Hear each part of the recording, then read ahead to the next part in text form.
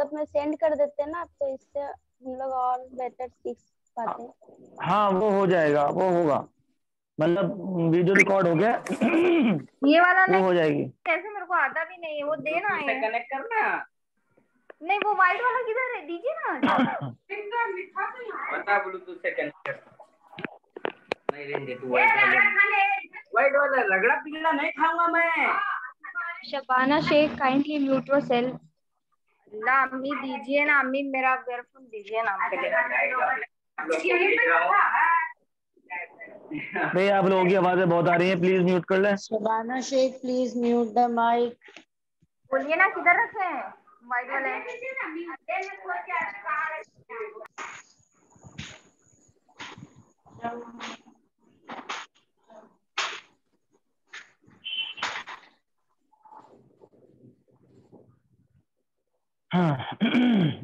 बिस्मिल्लाहिर्रहमानिर्रहीम। तर्जुमा।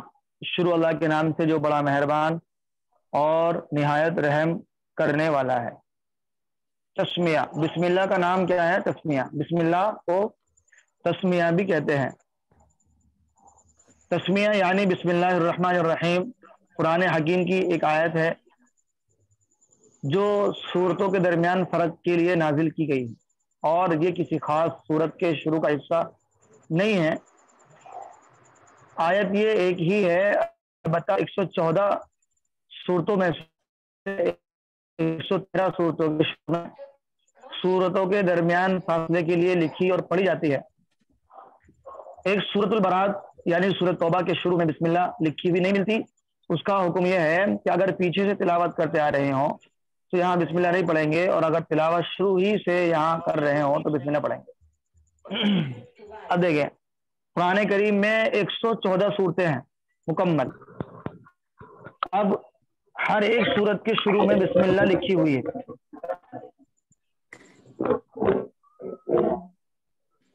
बिस्मिल्लाह जो सूरत के शुरू में जो लिखी गई है, तो ये सूरतों के दरमियान फर्क करने के लिए लिखी गई। आवाज बहुत अजीब सी हो रही है।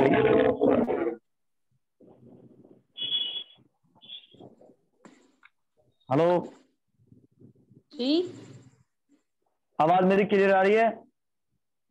आ रही है मेरे पास तो आपकी आ रही आवाज है। क्लियर आ रही है, पर बीच बीच कोई ना अपना माइक खोल दे रहा है। हाँ तो डिस्टर्बेंस हो रही है बहुत। अब ठीक है, अब कोई माइक नहीं खोलेगा, अब पढ़ाई होगी इंशाल्लाह।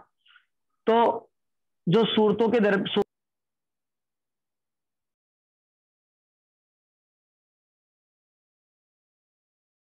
सर आप म्यूट हो गए।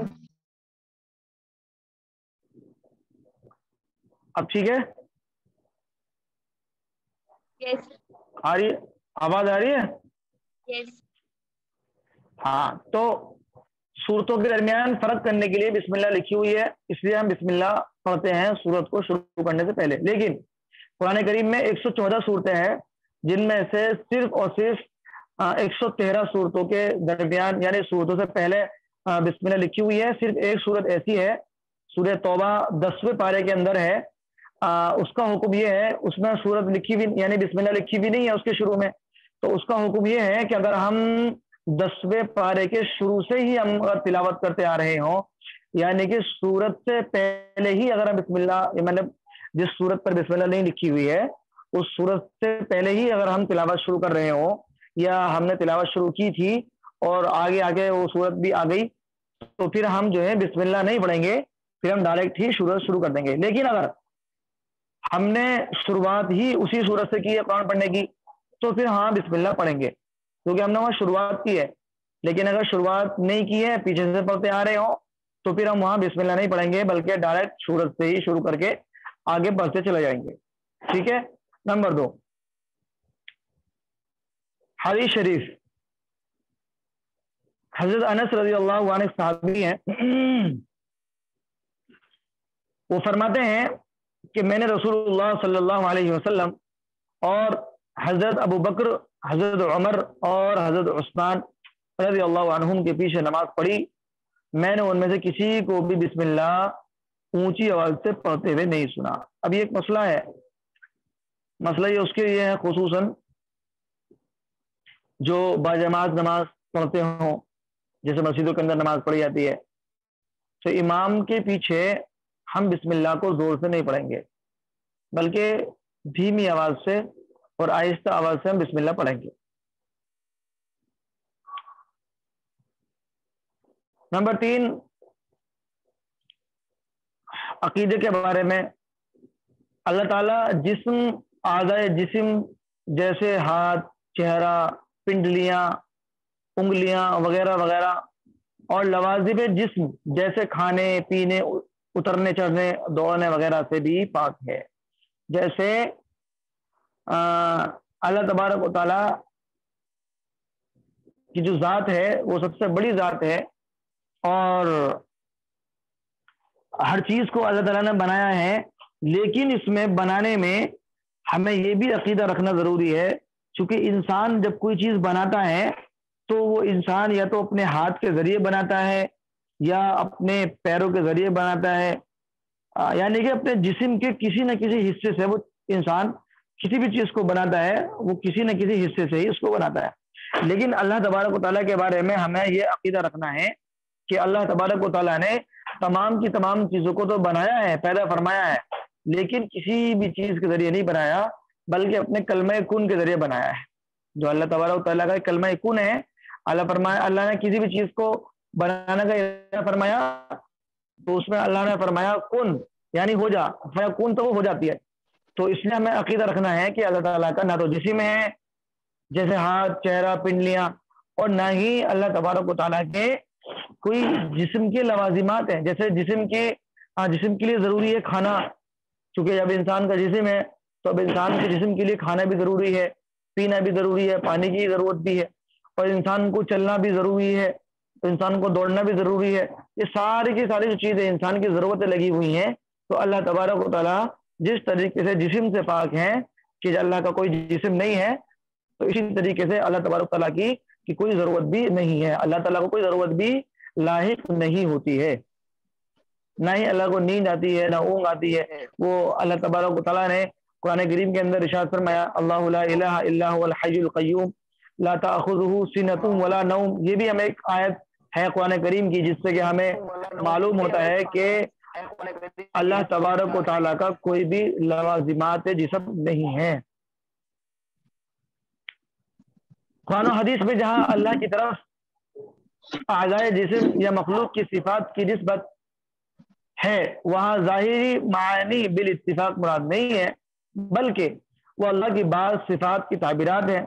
پھر متقدمین کے نزدیک وہ صفات متشابہات میں سے ہیں، ان کی حقیقت اور مراد کو سوائے اللہ کے کوئی نہیں جانتا، جبکہ متاخرین کے نزدیک ان کی حقیقت اور مراد درجہ ذہن میں معلوم ہے، جیسے ید اللہ سے مراد قدرت باری تعالیٰ اور اترنے سے مراد رحمت کا متوجہ ہونا ہے۔ آواز میری پھر گڑبڑ سے ہونے لگی، آواز آ رہی ہے کلیئر؟ نہیں، آپ کا آواز نہیں آ رہی ہے سر، آ رہی ہے آپ کی آواز، کسی کا مائک کھلا ہوا ہے اس لیے آپ کی آواز ریپیٹ ہو کے آ رہی ہے۔ بھائی اپنا مائک بند کر لیں سب کے سب، میری آواز مجھے خود کو واپس ہو کے آ رہی ہے۔ اب ٹھیک ہے؟ یس سر، اب ٹھیک ہے۔ ہاں، تو ابھی جو ہم نے بتایا کہ قرآن و حدیث کے اندر جہاں اللہ تبارک و تعالیٰ کا جسم ہونا یا بہت سی چیزیں اعضائے جسم یا مخلوق کی صفات کی نسبت ہے، جیسے وہاں ظاہری معنی بالاتفاق مراد نہیں ہے، بلکہ وہ اللہ کی بعض صفات کی تعبیرات ہیں۔ جیسے کہ مثال کے طور پر قرآن کریم کے اندر ایک آیت ہے، ید اللہ فوق ایدیہم، ید اللہ ایک لفظ ہے ید اللہ، یعنی کہ اللہ کا ہاتھ، ید اللہ۔ تو اب اس سے تو معلوم ہوتا ہے کہ بھئی قرآن کریم کے اندر ترجمہ ہے اور لکھا ہوا بھی ہے ید اللہ، یعنی اللہ کا ہاتھ، تو معلوم ہوا کہ اللہ کا تو ہاتھ ہے۔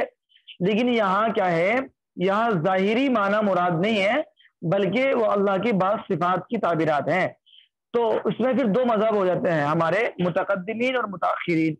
متقدمین کے نزدیک وہ صفات جو ہیں متشابہات میں سے ہیں، ان کی حقیقت اور مراد کو سوائے اللہ کا کوئی نہیں جانتا۔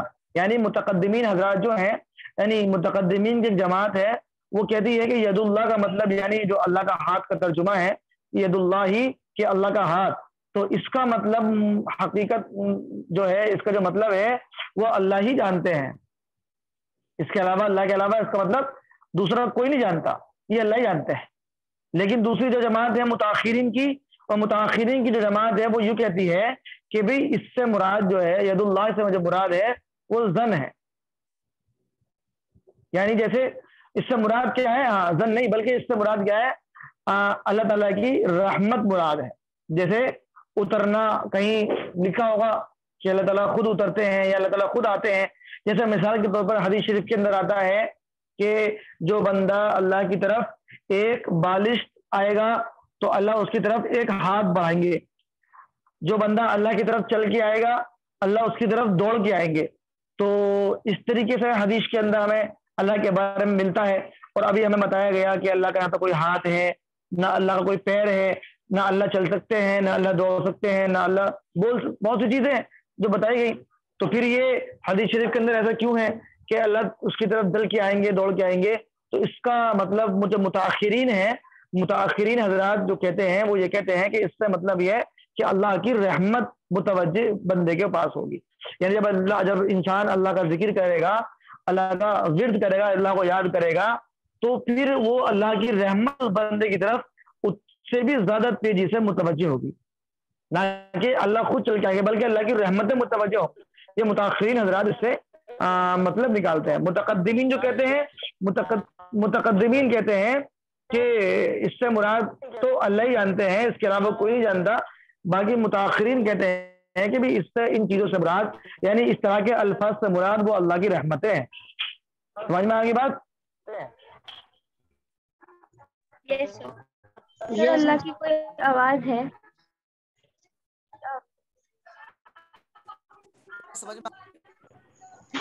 مفتی صاحب جی مفتی صاحب یور وائس آر کریکنگ۔ میری سمجھ میں بات سمجھ میں نہیں آئی؟ آ رہی ہے مفتی صاحب؟ ہاں دیکھو اس پر سمپل سی بات ہے، یہ تھوڑا سا مسئلہ سمجھنے کا ہے، کیونکہ عقیدہ ہے ہمارا، عقیدہ جب تک ہمارا مضبوط نہیں ہوگا، عقیدہ ہمارا جب تک اپنی جگہ درست نہیں ہوگا تب تک ہم مضبوطی والا عمل نہیں کر سکتے۔ عقیدہ جو ایک بنیادی چیز ہے، تو اس لیے اس کو چاہے دوبارہ سمجھ لیں، کوئی مسئلہ نہیں ہے۔ ابھی ہم نے بتایا، سر آپ میوٹ ہو گئے۔ ہلو، آ گئی آواز۔ ہاں ابھی ہم نے بتایا کہ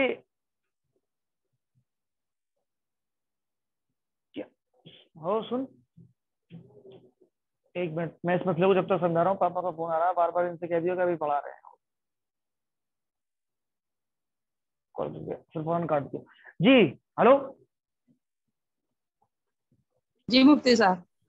ہاں تو اس کو مسئلے کو دوبارہ سمجھیں، آپ کوئی مسئلہ نہیں ہے۔ مسئلہ یہ ہے کہ جس طریقے سے اللہ تبارک و تعالیٰ نے تمام کی تمام چیزیں پیدا کی ہیں، اپنے حکم سے پیدا کی ہیں، اپنے حکم کن سے پیدا کی ہیں، کہ اللہ نے فرمایا کسی چیز کو کرنے کے لیے کن تو فیکون، یعنی وہ ہو جاتی ہے۔ اللہ تعالیٰ کا کسی چیز کو بنانے کا ارادہ ہوا تو اللہ تعالیٰ نے تو صرف حکم کیا کن تو فیکون، یعنی وہ ترنت ہو جاتی ہے۔ تو اس کا مطلب اس کے آگے ہمیں بتایا کہ اللہ کا نہ کوئی جسم ہے، کہ جیسے جسم کے اندر ہاتھ پیر پنڈلی، تو نہ تو اللہ کا کوئی جسم ہے، اور نہ ہی جسم کے ساتھ جو چیزیں لاحق ہوتی ہیں، جیسے جسم کے لیے ضروری کھانا ہے، پینا ہے، سونا ہے، تو یہ تمام کی تمام چیزیں بھی اللہ کے لیے نہیں ہے۔ نہ اللہ کا کوئی جسم ہے، نہ اللہ کی لوازمات جسم ہے، سمجھے یہ چیزیں ہیں۔ تو اب اس میں قرآن کریم کے اندر ایک لفظ ہے ید اللہ فوق ایدیہم، کہ اللہ کا ہاتھ ان کے اوپر ہے، یعنی ید اللہ کا مطلب ہوتا ہے کہ اللہ کا ہاتھ، اللہ کا ہاتھ۔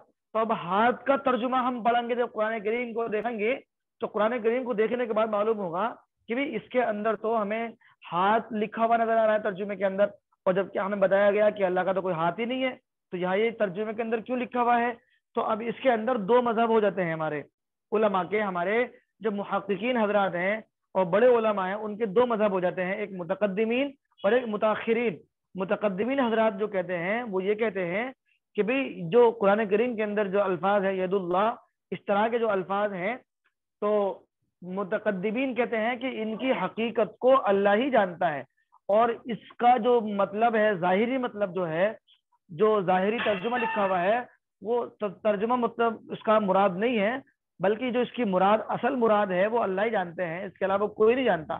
لیکن متاخرین کا مذہب جو ہے، جو دوسری جماعت ہے، وہ یوں کہتے ہیں کہ بھئی ان جیسے لفظوں سے مراد وہ اللہ کی رحمت ہے۔ جیسے مثلا حدیث شریف کے اندر آتا ہے کہ جب بندہ اللہ کی طرف ایک بالشت آتا ہے تو اللہ اس کی طرف ایک ہاتھ بڑھاتا ہے، جو بندہ اللہ کی طرف چل کے آتا ہے اللہ اس کی طرف دوڑ کے چلتا ہے۔ تو معلوم ہوا کہ جب اللہ کے نہ ہاتھ نہ پیر نہ کوئی چیز ہے تو اللہ دوڑتا کیسے ہے؟ تو معلوم ہوا کہ اس سے مراد، متاخرین نے فرمایا کہ اس سے مراد اللہ کی رحمت ہے، کہ اللہ کی رحمت متوجہ ہوتی ہے۔ جب بندہ اللہ کی طرف آئے گا تو اللہ کی رحمتیں جو ہیں اس کی طرف متوجہ ہوں گی، یہ چیز ہے، یہ اس کے اندر مسئلہ سمجھنا ہے، ٹھیک ہے سر جیسے کہ ہم سنتے ہیں کہ جب مفتی صاحب سمجھ میں آ گیا، ہوگا، سمجھ میں آ گیا نا؟ سر ایک کوشچن جی میرا ہے الحمدللہ بہت اچھا سمجھا رہے ہیں، آگے بتائیں۔ جی بتائیں۔ سر ایک کوشچن ہے میرا، میں کو یہ پوچھنا ہاں ہے کہ جیسے کہ سب کہتے ہیں کہ آخرت والے دن سب کا حساب ہوگا، ہم اپنے پیغمبر کا دیدار کریں گے، اللہ کا دیدار کریں گے، تو سر وہ کیا چیز ہوگی جس کا ہم دیدار کریں گے جب اللہ کی کوئی اپیرنس ہی نہیں ہوتا ہے، تو ہم کیسے وہ دیکھیں گے؟ وہ جو ہوگا وہ ایک نور ہوگا۔ نور کیا ہے کہ ایک نور کی طرح، مطلب ایک جو کہتے ہیں نا کہ اللہ تعالیٰ کا دیدار ہوگا آخر میں، جب جنت میں پہنچ جائیں گے تو اللہ کا دیدار ہوگا۔ وہ کیسے ہوگا؟ یہ جو باتیں ہیں یہ ساری، یہ باتیں آخرت کی باتیں ہیں، ٹھیک ہے، یہ غیب کی باتیں ہیں، غیب پر ہمیں ایمان لانا ہے۔ اب وہ اللہ تعالیٰ اپنا دیدار کس طرح کرائیں گے یہ اللہ ہی جانتے ہیں کہ وہ کس طرح کرائیں گے، بلکہ اس میں ہمیں کہیں نہ کہیں یہ محسوس ہوتا ہے کہ اللہ تعالیٰ کا ایک نور ہوگا۔ جیسے حضرت موسیٰ علیہ السلام نے اللہ تعالیٰ کو دیدار کرنے کی درخواست کی تھی کہ اللہ میں تمہیں دیکھ، جی بتائیں۔ بول نہیں، میرا سر دکھ رہا ہے اور نماز نہیں پڑھی۔ Hello Tabassum Khan, mute yourself. جی، تو جس طریقے سے اللہ تبارک و تعالیٰ سے درخواست حضرت موسیٰ علیہ السلام نے کی تھی کہ میں آپ کو دیکھنا چاہتا ہوں، تو اللہ تعالیٰ کی ایک تجلی حضرت موسیٰ کی طرف بڑھی تھی، یعنی ایک روشنی، ایک نور، جس کی بنیاد پر وہ بے ہوش ہو گئے تھے، دیکھ نہیں پائے تھے، وہ ایک نور ہی تھا۔ اب ہو سکتا ہے کہ آخرت میں بھی ایک نور ہی ہوگا جو کہ اللہ تبارک و تعالیٰ، اس وقت میں تو حضرت موسیٰ نہیں دیکھ پائے تھے، لیکن سوال پیدا ہوتا ہے کہ ہم کیسے دیکھ پائیں گے جب وہ نبی دیکھ نہیں پائے تھے؟ تو جواب اس کا یہ ہے کہ اس وقت میں اللہ تعالیٰ ہمیں دیکھنے کی صلاحیت اور دیکھنے کی طاقت اور قدرت عطا فرمائیں گے، اب ٹھیک ہے؟ ہاں، دوسری چیز اب بڑھتے ہیں ہم، جی مفتی صاحب جی اب مسائل کو، اب چلتے ہیں مسائل کی طرف۔ مسائل کا مطلب ہے یعنی کہ جو مسائل چلتے تھے ہمارے ناپاکی کے، نجاست حکمیہ کی قسمیں اور ان کا حکم۔ نجاست دو قسم کی بتائی تھی، ایک نجاست حقیقیہ اور ایک نجاست حکمیہ۔ اب نجاست حقیقیہ اس کی دو قسمیں ہیں، ایک حدث اصغر، ایک حدث اکبر۔ نمبر ایک، حدث اصغر چھوٹی نجاست کو کہتے ہیں، اور یہ بے وضو ہو جانے سے لاحق ہو جاتی ہے، یعنی بے وضو ہو جانے سے لاحق کا مطلب یعنی کہ لاحق کا مطلب ہوتا ہے کہ مل جاتی ہے، مل جانا، جیسے کہ کوئی چیز جڑ جائے۔ لاحق کا مطلب یہ سمجھے کہ جیسے ہمارا وضو ٹوٹ گیا تو اب ہمیں وضو کرنا ہمارے اوپر لائق ہو گیا، یعنی کہ وضو ہمارے اوپر اب ضروری ہو گیا۔ حدث اصغر کو دور کرنے کے دو طریقے ہیں، یعنی کہ حدث اصغر کو دور کرنے کے دو طریقے ہیں۔ جو چھوٹی جو نجاست ہے اس کو دور کرنے کے دو طریقے کیا ہیں؟ نمبر ایک، وضو کرنا، نمبر دو، اگر پانی استعمال کرنے پر قادر نہ ہو تو تیمم کرنا۔ مثلا پانی موجود نہیں ہے، دور دور تک بھی موجود نہیں ہے پانی، یا یہ کہ ہم بیمار ہیں اور پانی کا پرہیز ہے، اگر پانی ہمارے جسم پہ لگے گا تو مرض ہمارا بڑھ جائے گا، تو اس صورت میں ہمیں حکم ہوتا ہے تیمم کا۔ تو حدث اصغر جو ہوتی ہے یعنی چھوٹی حدث، یعنی چھوٹی ناپاکی، اس کو دور ہم دو طریقے سے کر سکتے ہیں، ایک تو وضو کر کے، اگر وضو کا پانی نہیں ہے تو ہم پھر تیمم کر سکتے ہیں۔ نمبر دو حدث اکبر، بڑی نجاست کو کہتے ہیں۔ حدث اکبر جو ہوتی ہے اس کو بڑی نجاست کو کہتے ہیں، اور یہ تین طریقے سے लायक होती है। जब यानी लाइट तीन बंद करके तरीके से, पंखा, ये तीन तरीके से पेश आती है। नंबर 1 जनाबत, यानी आदमी जुनूबी हो जाए। जुनूबी का मतलब यानी कि जुनूबी का मतलब कैसे बताऊं, मतलब मियाँ बीवी के मिलाप होने के बाद जो आदमी को पे गुस्ल वाजिब होता है वो जनाबत का, एक तो उससे यानी कि हदस अकबर है, ये बड़ी बड़ी नापाकी है। तो इसको दूर करने के 3 तरीके हैं। ये 3 तरीकों से लायक होती है। यानी कि एक तो जनाबत यानी कि हम बिस्तरी करने से, दूसरा यानी कि बालिगा यानी कि जो दूसरा होता है हैज, माहवारी जिसको बोलते हैं, पीरियड्स वगैरह जो होते हैं, तो इनके होने से। नंबर 3 निफास, यानी जो बच्चे की विलादत होती है उसके बाद जो आने वाला ब्लड होता है उसकी मुकर्ररा कोई मिकदार नहीं है, यानी उसकी कोई तय नहीं है कि कब तक वो आए, लेकिन ज्यादा से ज्यादा 40 दिन होता है। यानी कि बच्चे की डिलीवरी के बाद, विलादत के बाद जो ब्लड आता है उसकी ज्यादा से ज्यादा मुद्दत जो होती है वो 40 दिन होती है। हदस अकबर होती हैं ये 3 चीजें, यानी कि जनाबत, नंबर 2 हैज, नंबर 3 निफास। निफास मतलब विलादत के बाद जो आने वाला ब्लड, इसको दूर करने के भी 2 तरीके हैं। नंबर 1 गुस्ल करना, नंबर 2 अगर पानी इस्तेमाल ना हो तो तयम्मुम करना। उसका भी दूर करने के 2 ही तरीके हैं, यानी कि पानी से ही गुस्ल करेंगे और पानी से गुस्ल करने के बाद पानी नहीं है तो फिर हम तयम्मुम करेंगे। और तयम्मुम जो करेंगे गुस्ल का, हम पे गुस्ल वाजिब हो गया, यानी हदस अकबर हमें लायक हो गई। इन तीनों में से कोई भी चीज, जनाबत, हैज या निफास, इन तीनों में से कोई भी एक चीज हमारे पर लायक हो गई। अब उसको हम अगर तयम्मुम करेंगे तो तयम्मुम कैसे करेंगे, तो तयम्मुम हम जैसे वुजू में तयम्मुम किया था वैसा ही हम गुस्ल के अंदर भी तयम्मुम करेंगे। गुस्ल और तयम्मुम, गुस्ल और वुजू का तयम्मुम एक ही जैसा है, अलग अलग नहीं है। नंबर 1। अब नंबर ये 4 नंबर हो गए। नंबर 5 आता है सोकर उठने की दुआ। ये मसाइल हो गए, मसाइल समझ में आ गए। यानी कि नजासत हुक्मिया, नजासत हुक्मिया की 2 किस्में हैं, हदस असगर, हदस अकबर। हदस असगर जो होती है वो छोटी नजासत होती है, और ये जो लायक होती है ये बेवजू हो जाने से हो जाती है। यानी कि आदमी सो गया, वजू टूट गया, या ये कि इस्तिंजा में चला गया तो वजू टूट गया। अब इसको दूर करने के लिए इंसान को तयम्मुम करना पड़ेगा या फिर वजू करना पड़ेगा। नंबर 2 आती है नजासत हुक्मिया की किस्म में से हदस अकबर। हदस अकबर जो होती है ये नंबर 1 जनाबत, नंबर 2 हैज, नंबर 3 निफास। इसको समझा दिया गया। और इसको दूर करने के भी 2 तरीके हैं, वजू के जरिए, पानी अगर है, पानी पे कादिर नहीं है बीमारी की वजह से या पानी मौजूद न होने की वजह से, तो फिर हम करेंगे तयम्मुम। और तयम्मुम बता दिया गया, तयम्मुम का तरीका जो वजू का है वही वो तरीका गुस्ल का भी है। अब नंबर 5 आ जाता है सोकर उठने की दुआ, जो बताई थी शुरू में, सोने की दुआ, अल्लाहुम्मा बिस्मिका अमूतु व अहया। अब नंबर 5 आता है सोकर उठने की दुआ, अल्हम्दुलिल्लाहिल्लज़ी अहयाना बअदमा अमातना व इलैहिन नुशूर। तर्जमा इसका है कि तमाम तारीफें उस अल्लाह के लिए हैं जिसने हमें नींद के बाद जगाया और उसी के पास हम सब ने इकट्ठे होना है।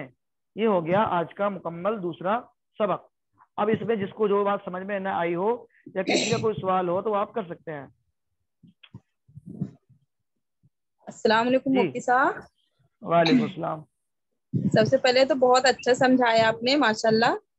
और यही कब इसकी लिंक देंगे, जो रिकॉर्डिंग हो रही है तो हम लोग जैसे दोबारा सुनेंगे उसको बार बार रिपीट, तो इंशाल्लाह। हाँ, इसका बाकायदा वीडियो रिकॉर्ड होता है इसका, और मुफ्ती साहब ने बताया है कि ये रिकॉर्ड होकर के यूट्यूब पर डलेगा।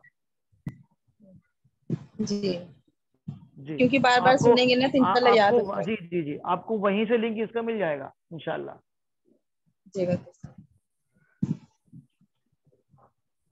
जी, किसी का कोई सवाल और?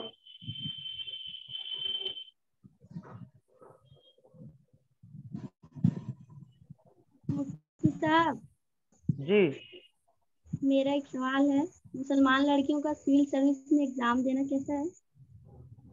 मुसलमान लड़की का किसमें?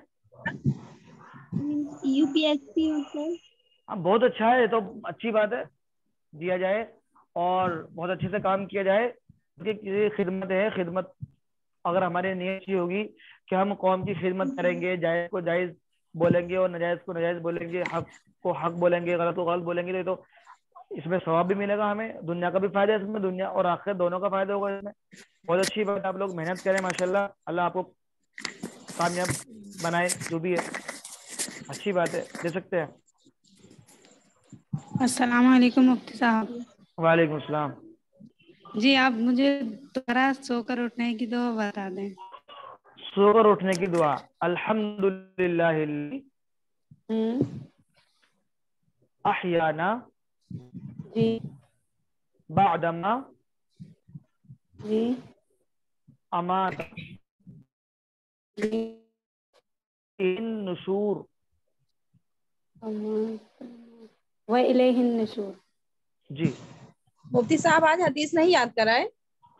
हदीस याद नहीं कराई थी, वो हदीस बता दी गई थी, यानी कि हदीस में जो बताया था आज के सबक में, आज के सबक में हदीस सिर्फ इतनी ही है कि हुजूर को कभी भी नमाज में, यानी हुजूर को भी और न सहाबा ने कभी नमाज में इमाम के पीछे जोर से बुलंद आवाज से बिस्मिल्लाह नहीं पढ़ी। ये हदीस है आज, यानी मुफ्ती कि साहब नमाज में जोर से बिस्मिल्लाह पढ़ने का नहीं है, आहिस्ता बिस्मिल्लाह पढ़ेंगे, ठीक है। जी मुफ्ती साहब, वो वजू के पहले की दुआ क्या है? वजू के पहले की आगे आएगी दुआ, अभी आएगी, बिस्मिल्लाह पढ़ के शुरू करेंगे वजू, हम बिस्मिल्लाह पढ़ के हम वजू शुरू करेंगे, आगे तीसरे सबक के चौथे सबक में इंशाल्लाह आएगी दुआ, बीच की भी आएगी, दरमियान की भी आएगी और आखिर की भी आएगी, इंशाल्लाह शुरू की भी आएगी इंशाल्लाह। मुफ्ती साहब और ये पूछना था, वजू के दरमियान बात नहीं करनी चाहिए?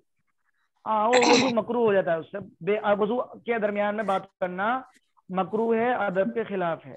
मुफ्ती साहब तयम्मुम क्या है? जी